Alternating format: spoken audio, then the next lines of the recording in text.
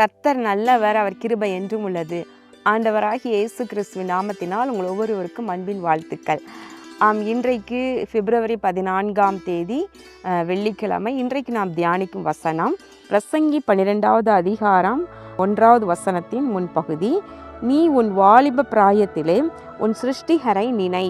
அருமையான வசனம். வாலிப பிராயத்தில் சிருஷ்டிகரை நினைக்க வேண்டும் என்று வேதம் சொல்கின்றது.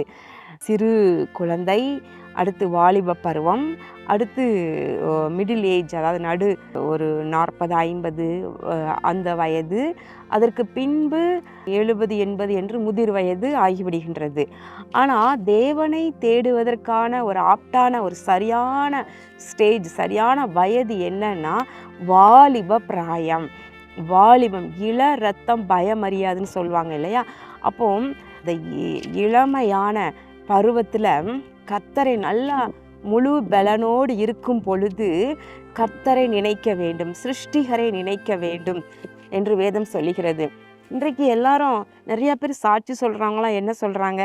நான் 30 வருடம் குடித்தேன், 40 வருடம் குடித்தேன், ஆண்டவர் என்னை தொட்டார், நான் ரட்சிக்கப்பட்டேன் என்று சொல்லி சாட்சி சொல்கிறாங்க.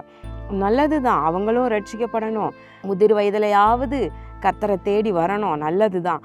ஆனால் நம்முடைய வாழ்க்கையில் பலனெல்லாம் நம்ம இஷ்டப்படி வாழ்ந்து செலவு பண்ணி பின்பு அடிபட்டு கடன்பட்டு சரீரத்தில் பலன் போய் அதற்கப்புறம் ஆண்டவரை தேடி வருவது அது ஒரு புறம்.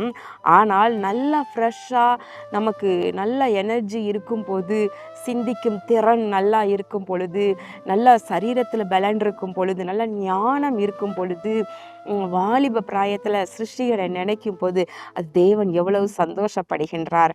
நம்ம இந்த வாலிப பிராயத்தில் மாத்திரம் நீங்கள் சிருஷ்டிகரை நினச்சிட்டிங்கன்னா, தேவனை நினச்சி அவருக்கு பிரியமாக வாழ முன் வந்துட்டிங்கன்னா உங்கள் வாழ்க்கையெல்லாம் வசந்த காலம்தான், உங்கள் வாழ்க்கையெல்லாம் செழிப்பு தான், உங்கள் வாழ்க்கையில் ஒரு மேன்மை தான். இதை நீங்கள் மறந்துடாதீங்க அன்பு வாலிப தம்பி தங்கச்சிமார்களை, இதை மறந்துடாதீங்க. ஏன் அப்படின்னா இதுக்கு அடுத்த வசனங்கள் 7வது வசனம் வரைக்கும் அருமையாக சொல்லுகின்றது. தீங்கு நாட்கள் வராததற்கு முன்பும் எனக்கு பிரியமானவைகள் அல்ல என்று நீ சொல்லும் வருஷங்கள் சேராததற்கு முன்பும், சூரியனும் வெளிச்சமும் சந்திரனும் நட்சத்திரங்களும் அந்தகாரப்படாததற்கு முன்னும் என்று சொல்லி ஒன்றா சொல்லப்படுகிறது. என்ன அப்படின்னா, தீங்கு நாட்கள் என்றால் நம் மனுஷருக்கு வயதாக பல தீங்கு நாட்கள் வருகின்றது, பல பலவீனங்கள் சுகவீனங்கள் வருகின்றது. அதனோடு கூட இது எனக்கு பிரியமல்ல என்று சொல்லுகின்ற, ஐயோ இந்த காலங்களெல்லாம் நான் தாண்டணுமா, இந்த பாடுகளெல்லாம் படணுமா என்று சொல்லுவதற்கு முன்பும் பார்த்திங்கன்னா பாருங்கள், வீட்டு காவலாளிகள் தள்ளாடி பலசாலிகள் கூனி போய் எந்திரம் அரைக்கிறவர்கள் கொஞ்சமாக இருக்கிறதுனால் ஓய்ந்து, இதெல்லாம் எதை குறிக்குதுன்னா பாருங்க, வீட்டு காவலாளிகள் அது கால்களில் பலன் போய், பலசானிகள் நல்லா தோள்களில் கூன் விழுந்து பலன் போய், அப்புறம் எந்திரம் அரைக்கிறவர்கள் இப்போ பற்கள் கொஞ்சமானதுனால சரியாக சாப்பிட முடியாமல், அப்புறம் பலகனி வழியாய் பார்க்கிறவர்கள் இருண்டு போகிறதுக்கு முன்னும், இப்போ கண்களில் ஒளி குறைந்து போவதற்கு முன்பும், இப்படி ஒன்றா குருவி சத்தத்திற்கும் எழுந்திருக்க வேண்டியதாகி, இப்படி ஒன்றா எல்லாவற்றையும் அனுபவிக்க முடியாத காலங்கள் ஒன்று உண்டு. அந்த காலத்தில் நீங்கள் கர்த்தரை தேடுறதுக்கு பதிலாக நீங்கள் வாலிப வயதில் சிருஷ்டிகரை நினை என்று வசனம் சொல்கின்றது. வேதத்தில் பார்க்கின்றோம், யாரெல்லாம் வாலிப பிராயத்திலேயே தேவனை தேடினாங்களோ அவங்கெல்லாம் வாழ்க்கையில் எவ்வளவு மேன்மை அடைந்தாங்க என்பதை நம்ம பார்க்க முடிகின்றது. எஸ்தர் ராஜாத்தியை பார்க்கின்றோம். அவங்க வாலிப பிராயத்தில் தன்னுடைய வளர்ப்பு தந்தைக்கு கீழ்ப்படிந்து இருந்தாங்க. யோசேப்பை பார்க்கிறோம், தேவனுக்கு விரோதமாக பாவம் செய்வது எப்படி என்று சொல்லி பரிசுத்தமாய் தன்னை காத்து கொண்ட வாலிப பையனாக இருந்த பொழுதே தேவனுக்கு பயந்து வாழ்ந்ததை பார்க்கின்றோம். தானியேல், ஷாத்ராக், மேஷாக், ஆபேத்நேகோ, தாவீது, இப்படிப்பட்டவர்களை பார்க்கும் பொழுது இவங்கெல்லாம் வாலிபத்திலேயே சிருஷ்டிகரை நினைச்சாங்க, வாலிப பிராயத்திலேயே தேவனுக்கு பிரியமா இருந்தாங்க.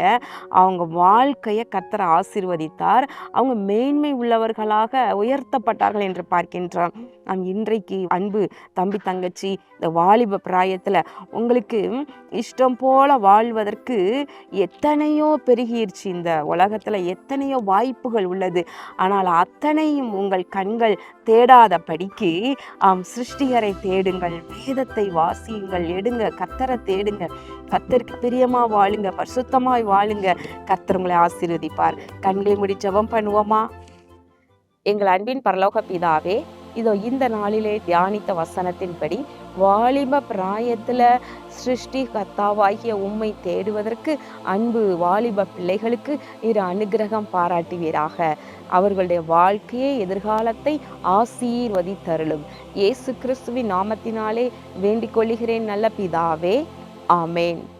ஆம், உலகம், மாமிசம், பிசாசு இவைகளை ஜெயித்து நீங்கள் எழும்ப கர்த்தர் உங்களை ஆசீர்வதிப்பாராக.